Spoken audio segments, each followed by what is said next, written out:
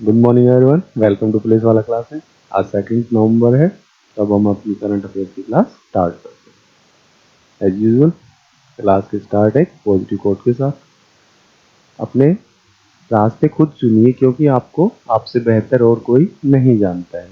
जो भी करना है आप अपने डिसीजंस खुद लीजिए, क्योंकि आप अपनी कैपेबिलिटी जानते हैं, ना कि कोई दूसरा। स्टार्ट करते हैं। हाँ, एक क्विक रिवाइज कर ले रहे हैं जो कल हमने क्वेश्चंस किए थे। जियो मामी फिल्म फेस्टिवल 2023 का आरंभ मुंबई में हुआ है। सीएम ग्रिड योजना कहाँ पे लागू हुई है? उत्तर प्रदेश में। 19वां जनजातीय युवा कार्यक्रम का उद्घाटन मुंबई में किया गया। मेरी माटी मेरा देश अभियान समापन के दौरान अमृत वाटिका और अमृत महोत्सव स्मारक का उद्घाटन हुआ। विजन सिंह बेदी का जो हाल ही में निधन हुआ है, वो एक क्रिकेटर थे। 24 अक्टूबर को मनाया गया विश्व पोलियो दिवस। भारत का पहला nano liquid fertilizer plant Gandhinagar में लगाया गया है। बन्नी उत्सव का आयोजन आंध्र प्रदेश में किया है। वनों पर संयुक्त राष्ट्र मंच की बैठक देहरादून में आयोजित की गई। विकसित भारत संकल्प यात्रा का शुभारंभ श्री नरेंद्र मोदी जी के द्वारा किया गया। निशस्त्रीकरण सप्ताह 2023 24 से 30 अक्टूबर के मध्य मनाया गया। चुनाव आयोग के नेशनल आइकन राजकुमार राव को नियुक्त किया है। अब हम 2 नवंबर को घटित कुछ इतिहास की महत्वपूर्ण घटनाएं देख लेते हैं। 1834 में आज ही के दिन एटलस नामक जहाज भारतीय मजदूरों को लेकर मॉरिशस पहुंचा था, जिसे वहां अप्रवासी दिवस के रूप में मनाया जाता है।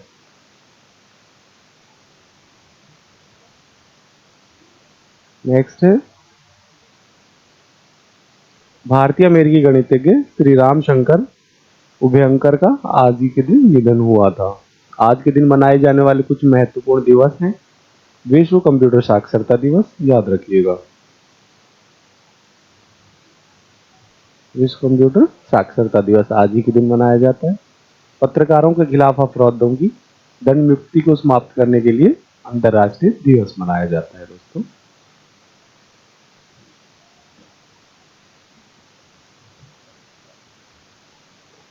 हमारा पहला क्वेश्चन रहेगा आज, हाल ही में अंतर्राष्ट्रीय देखभाल एवं सहायता दिवस कब मनाया गया? जो अंतर्राष्ट्रीय देखभाल एवं सहायता दिवस है दोस्तों, ये संयुक्त राष्ट्र की एक शुरुआत, फर्स्ट टाइम है ये मनाया जा रहा है। ये 29 अक्टूबर को मनाया जा रहा है। 29 अक्टूबर देखभाल और सहायता के लिए संयुक्त राष्ट्र का पहला आधिकारिक अंतर्राष्ट्रीय दिवस है, जो देखभाल के लिए पहला अंतर्राष्ट्रीय दिवस है। अगर एग्जाम पॉइंट ऑफ व्यू से देखें तो किसी भी दिवस की डेट जब वो मनाया जाता है और उसका उद्देश्य काफी महत्वपूर्ण रहते हैं। तो इसका उद्देश्य क्या है? लैंगिक समानता को बढ़ावा देने और समाज और अर्थव्यवस्था को बनाए रखने में देखभाल और समर्थन के महत्व के बारे में जागरूकता को बढ़ाना इसका महत्व है। तो राइट आंसर क्या रहेगा इसका? राइट आंसर रहेगा 29 अक्टूबर को विश्व देखभाल एवं सहायता दिवस मनाया जाता है, और ये फर्स्ट टाइम है जब यह दिवस मनाया जा रहा है। नेक्स्ट क्वेश्चन है,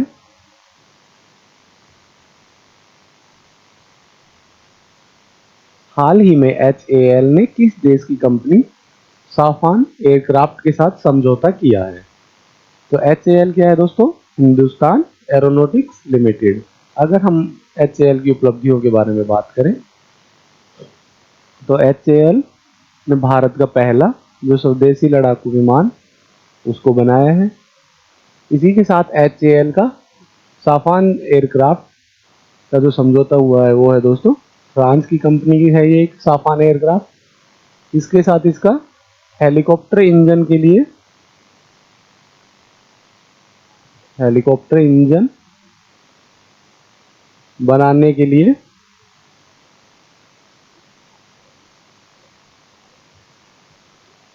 HAL और साफान एयरक्राफ्ट के मध्य समझौता हुआ है।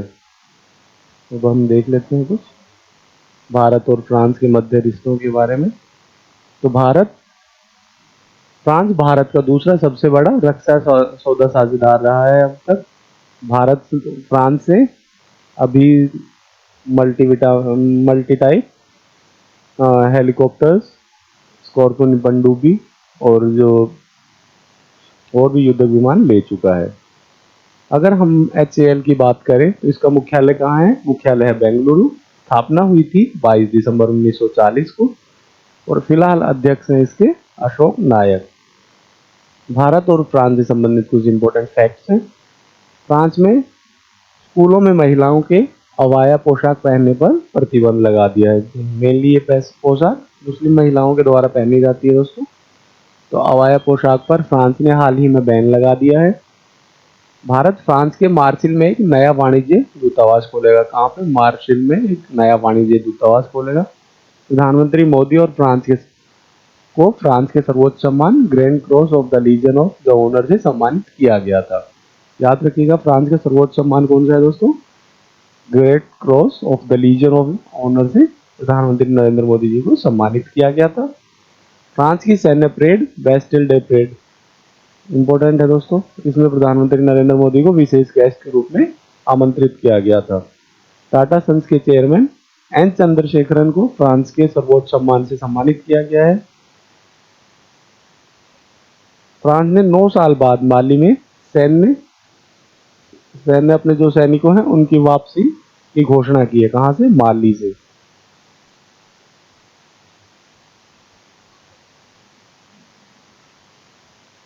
नेक्स्ट क्वेश्चन है, हाल ही में किस देश की जन्म दर में रिकॉर्ड गिरावट दर्ज की गई है? तो जो जन्म दर में जो गिरावट है दोस्तों, ऑप्शन में से इटली में सबसे ज्यादा दर्ज की गई है। अगर हम बात करें मैक्सिमम जन्म दर की, तो सबसे ज्यादा जो जन्म दर है दोस्तों वो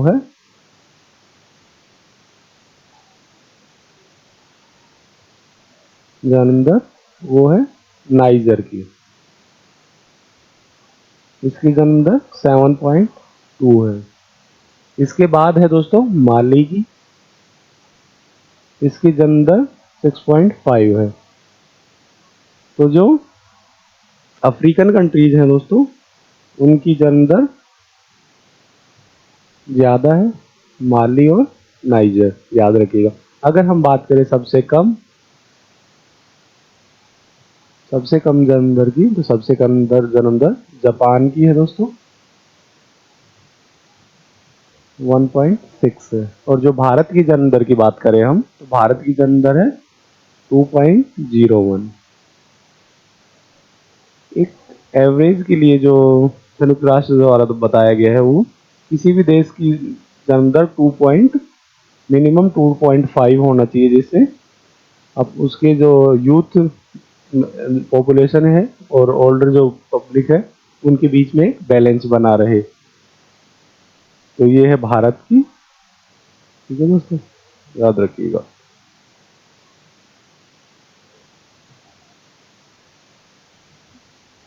इटली में जन्म दर की गिरावट का कारण क्या है? 2008 में आर्थिक संकट के बाद से इटली में जन्म दर में लगातार गिरावट आ रही है। जनसंख्या की विशेषज्ञ इस बात पर सहमत हैं कि इसका कारण आर्थिक असुरक्षा है, क्योंकि लोगों के पॉकेट में दोस्तों पैसे कम हो गए थे, तो इस वजह से उन्होंने ये समझ लीजिए कि बच्चे पैदा करना कम कर दिया। इटली की बात करें तो वहाँ की राजधानी है रोम और मुद्रा है वहाँ पे यूरो। जो फिलहाल प्रधानमंत्री हैं इटली की, वो हैं जॉर्जिया मेलोनी। भारत और इटली के संबंधों की बात करें तो north east India festival Italy में आयोजित किया जाएगा। 18वीं सदी की तमिल पांडुलिपियां इटली में खोजी गई हैं। इटली के पूर्व प्रधानमंत्री सिल्वियो बर्लुस्कोनी का 86 साल की उम्र में हाल ही में निधन हुआ है। इटली के माउंट एटना ज्वालामुखी में एक बार फिर से विस्फोट हुआ है। अगर दोस्तों माउंट एटना ज्वालामुखी की बात करें तो यह यूरोप का सबसे बड़ा ज्वालामुखी है जो इटली में स्थित है। बार बार इसमें यह एक सक्रिय ज्वालामुखी है जिसका बार बार उसमें विस्फोट होते रहते हैं। इटली के शोधकर्ताओं ने एदर्से गैलेक्सी की खोज की है हाल ही में। नेक्स्ट क्वेश्चन है, हाल ही में ब्यूटी वर्ल्ड मिडिल ईस्ट 2023 की मेजबानी कौन करेगा? तो ब्यूटी वर्ल्ड मिडिल ईस्ट की मेजबानी दोस्तों दुबई के द्वारा की जाएगी। यह इसका आयोजन दुबई में किया जाएगा। डिटेल्स देख लेते हैं। शुभारंभ कब रहेगा? शुभारंभ हुआ इसका 30 अक्टूबर को और ये 30 और 1 नवंबर के मध्य आयोजित की गई। मेजबानी की गई दुबई के द्वारा, जिन्हें हम संयुक्त अरब अमीरात के नाम से भी जानते हैं। राजधानी है दुबई। मुद्रा की बात करें दुबई की तो वो है दिरहम। राष्ट्रपति है खलीफा बिन जायद अल नाहयान। प्रधानमंत्री है मोहम्मद बिन राशिद अल मखलूम। अगर हम बात करें दुबई की तो वहां पे सबसे फेमस बुर्ज या दुनिया की सबसे ऊंची बिल्डिंग बुर्ज खलीफा है दोस्तों, जिसमें 163 मंजिला है यह इमारत और 826 मीटर इसकी ऊंचाई है, याद रखिएगा। हाल ही में किस देश ने गिनी की खाड़ी में अपना पहला संयुक्त नौसैनिक अभ्यास किया है? तो जो गिनी की खाड़ी है दोस्तों, इसमें पहला संयुक्त अभ्यास भारत और ईयू के मध्य, यूरोपियन यूनियन के मध्य हुआ है दोस्तों। यह पहला है और ये फर्स्ट टाइम हुआ है। इसमें यूरोपियन यूनियन की तरफ से फ्रांस व फ्रांस में इटली की नौसेना ने भाग लिया। इटली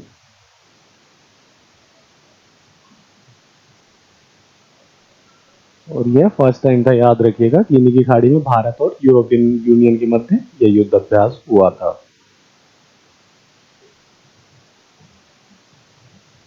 अभ्यास का उद्देश्य की बात करें, नौसेना समुद्री सुरक्षा सहयोग को मजबूत करना था।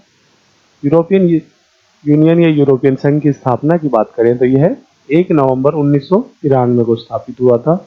मुख्यालय है इसका बेल्जियम के ब्रुसेल्स में। संस्थापक सदस्य हैं इसके जर्मनी, इटली, नीदरलैंड, बेल्जियम और लग्जमबर्ग। कुछ समय पहले इससे ब्रिटेन अपने आप को इससे अलग कर लिया था, जिसे ब्रेग्जिट भी के नाम से भी जाना जाता है। नेक्स्ट क्वेश्चन है, हाल ही में फिनटेक यूनिकॉर्न के मामले में कौन सा देश शीर्ष पर रहा है? तो फिनटेक यूनिकॉर्न के मामले में दोस्तों यूएसए प्रथम स्थान पर रहा है। अगर हम फिनटेक यूनिकॉर्न की बात करें तो वो यूनिकॉर्न जिनकी वेल्थ 1 बिलियन से अधिक हो, सालाना वेल्थ 1 बिलियन से अधिक हो उन्हें, इसमें अमेरिका सर टॉप स्थान पर रहा है। भारत की बात करें तो भारत 3rd पोजीशन पर रहा है इसमें यूनिकॉर्न के मामले में। 3rd पोजीशन भारत रहा। डिटेल्स देख लेते हैं इसकी। फिनटेक यूनिकॉर्न होता क्या है? स्टार्टअप का वर्णन करता है जिसका मूल्यांकन $1 बिलियन से अधिक है। शीर्ष पर यूएसए, उसमें कितने यूनिकॉर्न हुए दोस्तों एक साल में? 134 यूनिकॉर्न बने। दूसरे स्थान पर यूनाइटेड किंगडम, जिसके 27 यूनिकॉर्न्स बने। भारत का नंबर रहा इसमें 3rd। भारत की अगर पहली यूनिकॉर्न की बात करें तो वो है आईपीएल की cricket team Chennai super Kings, Bharat की पहली यूनिकॉर्न बनी। नेक्स्ट क्वेश्चन है, हाल ही में silent conversation from margins to the centre नामक कला प्रदर्शनी का आयोजन कहाँ किया जाएगा? तो यह आयोजन हो रहा है दोस्तों न्यू दिल्ली में।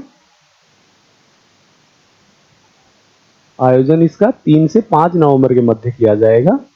आयोजक है इसके राष्ट्रीय बाघ संरक्षण प्राधिकरण, पर्यावरण, वन और जलवायु परिवर्तन मंत्रालय और शांकला फाउंडेशन। मुख्य अतिथि रहेंगी इसमें भारत की राष्ट्रपति द्रौपदी मुर्मू। शांकला फाउंडेशन के साथ एनटीसीए प्रोजेक्ट टाइगर के 50 वर्ष की सफलतापूर्वक पूरा होने पर इसका आयोजन हो रहा है। प्रोजेक्ट टाइगर इसलिए स्टार्ट किया गया था, प्रोजेक्ट टाइगर की शुरुआत बाघों के संरक्षण के लिए की गई थी। और इसकी शुरुआत कब हुई थी प्रोजेक्ट टाइगर की? प्रोजेक्ट टाइगर की शुरुआत 1973 में हुई थी। अगर हम बात करें अंतर्राष्ट्रीय बाघ दिवस की तो यह 29 जुलाई को मनाया जाता है।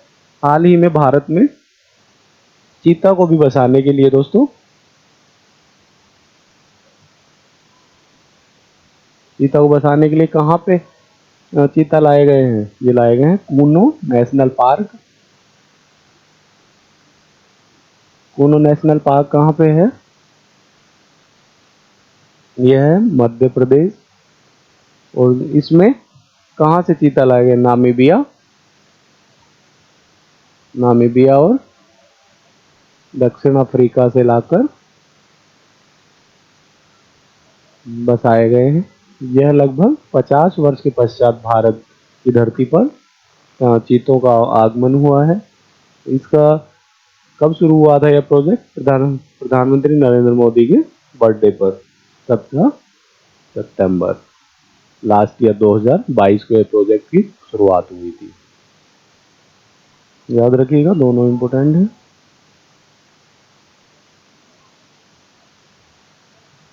ये है दोस्तों टाइगर रिजर्व्स जो भारत में है। ये आप हमारे टेलीग्राम चैनल पुलिस वाला क्लासेस पर इसको आप अच्छे से डिटेल में देख सकते हैं।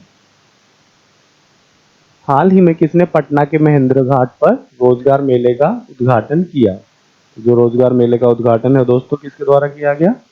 गिरिराज सिंह के द्वारा। ये केंद्रीय मंत्री हैं।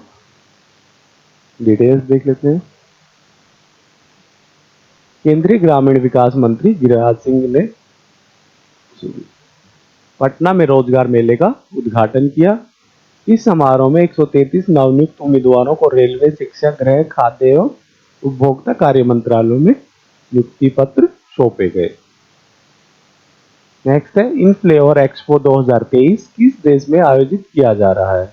इन फ्लेवर एक्सपो दोस्तों यह 2023 कहाँ पे आयोजित हो रहा है? सऊदी अरब में।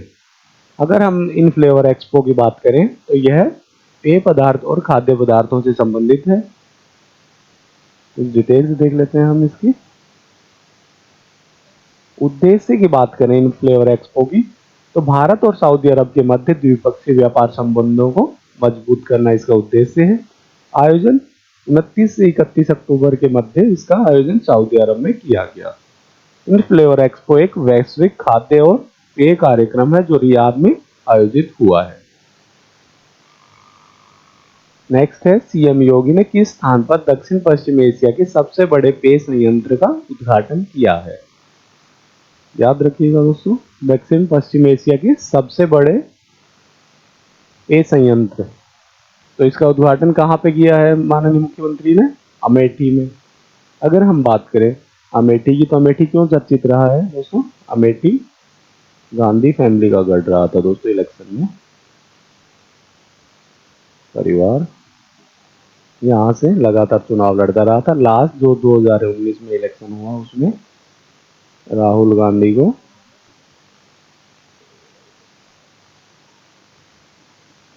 स्मृति ईरानी ने हरा दिया था इलेक्शन में। ये हैं अमेठी से सांसद स्मृति ईरानी जिन्होंने राहुल गांधी को इलेक्शन में हराया था। तो अमेठी में ही दक्षिण पश्चिम एशिया के सबसे बड़े पेय संयंत्र का उद्घाटन हुआ है। कुछ डिटेल्स देख लेते हैं दोस्तों। यह दक्षिण पश्चिम एशिया के सबसे बड़े बेवरेज प्लांट है। बेवरेज प्लांट की विशेषताएं क्या क्या है इसकी? 1 मिनट में 4500 बोतल का उत्पादन कर सकता है। यह 900 करोड़ रुपए इसकी कुल लागत रही है। उत्पादन किस लिए?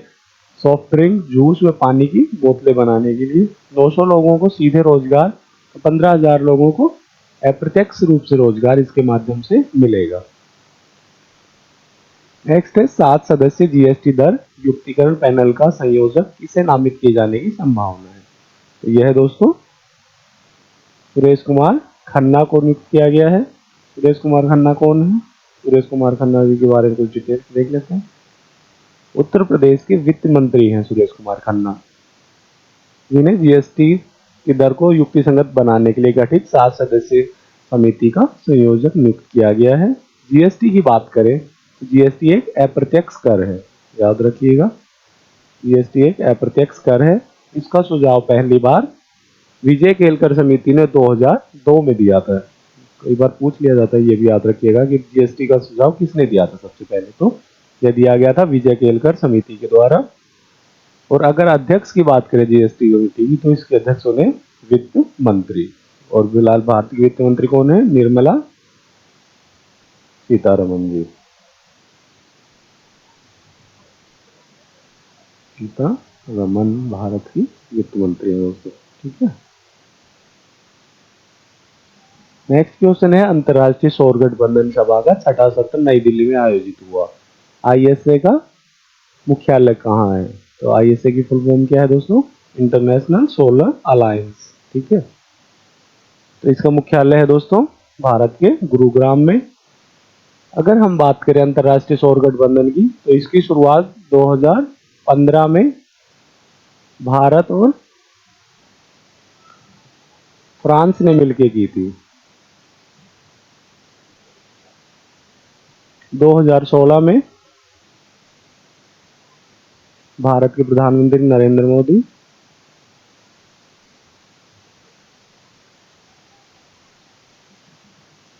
और फ्रांस के राष्ट्रपति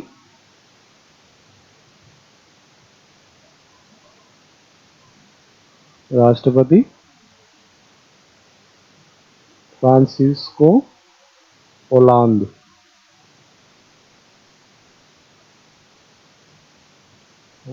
के द्वारा, जो इसके मुख्यालय है उस गुड़गांव में, उसकी नींव रखी गई थी। इसके पश्चात इसमें अब लगभग 101 कंट्री शामिल हो चुके हैं इस अलायंस में। अमेरिका 2021 में इसमें सम्मिलित हुआ था। 2021 में अमेरिका भी इस गठबंधन का हिस्सा बना था, ठीक है दोस्तों। अंतर्राष्ट्रीय सौर गठबंधन गठन 30 नवंबर 2015। फिलहाल महानिदेशक हैं अजय माथुर। अंतर्राष्ट्रीय सौर गठबंधन में कांगो देश को शामिल किया गया है हाल ही में। कांगो की राजधानी है किशाशा और मुद्रा है कांगो फ्रैंक। नेक्स्ट है, रन फॉर यूनिटी कार्यक्रम किसकी 148वीं जयंती पर आयोजित किया गया है? पिक देख के आप समझ गए होंगे दोस्तों। Run for unity Sardar Vallabh भाई पटेल की जयंती पर आयोजित किया गया है। अगर हम बात करें सरदार वल्लभ भाई पटेल की, तो ये भारत के पहले उप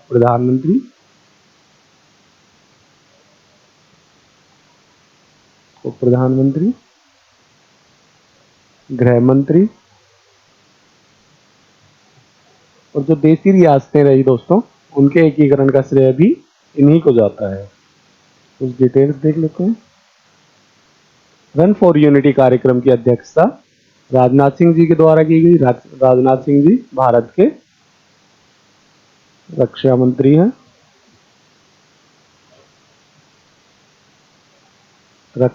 हैं। दोस्तों, रन फॉर यूनिटी 1.5 किलोमीटर लंबी रेस थी, जिसे आयोजित किया गया कब? 31 अक्टूबर को। राष्ट्रीय एकता दिवस के अवसर पर इसे आयोजित किया गया। राष्ट्रीय एकता दिवस कब मनाया जाता है? 31 अक्टूबर को। किसकी याद में? सरदार वल्लभ भाई पटेल की याद में। उद्देश्य की बात करें, विभिन्न धर्मों के बीच एकता और शांति दिखाने के लिए। राष्ट्रीय एकता दिवस की शुरुआत कब से हुई थी? राष्ट्रीय एकता दिवस की शुरुआत 2014 में हुई थी। सरदार वल्लभ भाई पटेल का जन्म 31 अक्टूबर 1850 को गुजरात में हुआ था। कहाँ पे? नाडियाद में हुआ था। स्वतंत्र भारत के पहले गृह मंत्री और पहले उप प्रधानमंत्री थे सरदार वल्लभ भाई पटेल। अगर ये क्वेश्चन काफी बार पूछा गया है दोस्तों, सरदार वल्लभ भाई पटेल को सरदार की उपाधि किसके द्वारा प्रदान की गई?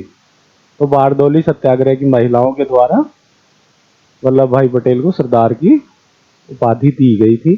गुजरात के नर्मदा जिले के केवड़िया में स्टैच्यू ऑफ यूनिटी का निर्माण किया गया है, जो भारत की सबसे ऊंची स्टैच्यू है। आप जा सकते हैं, काफी अच्छा टूरिस्ट प्लेस है। निम्नलिखित में से किस फुटबॉल खिलाड़ी ने अक्टूबर 2023 में रिकॉर्ड 8वीं बार बैलन डी'ओर पुरस्कार अपने नाम किया? सबसे पहले आपको पता होना चाहिए बैलन डी'ओर खिताब किस खेल में दिया जाता है? यह दिया जाता है फुटबॉल में,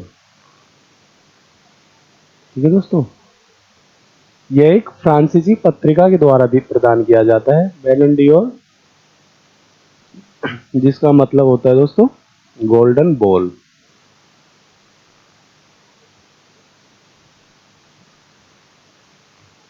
आप फोटो देख के समझ गए होंगे, ये हैं अर्जेंटीनियन टीम के कैप्टन लियोनेल मेसी। इन्होंने रिकॉर्ड 8वीं बार बैलन डोर खिताब अपने नाम किया है। अगर हम बात करें इनके पश्चात सबसे ज्यादा बार इन्होंने 8 बार जीता है लियोन मेसी ने ये खिताब अपने नाम किया 8 बार। इसके पश्चात नंबर आता है पुर्तगाल टीम के खिलाड़ी क्रिस्टियानो रोनाल्डो।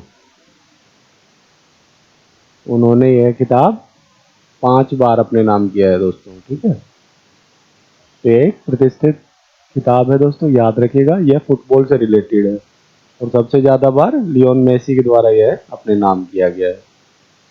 यह फुटबॉल क्षेत्र खेल के क्षेत्र में प्रदान किया जाता है, फ्रांस में इसे प्रदान किया जाता है। 1956 में इस पुरस्कार की शुरुआत हुई थी। कुछ फुटबॉल से रिलेटेड महत्वपूर्ण जानकारियां दे दें आपको। संतोष ट्रॉफी का आयोजन पहली बार रियाद में किया गया है अभी।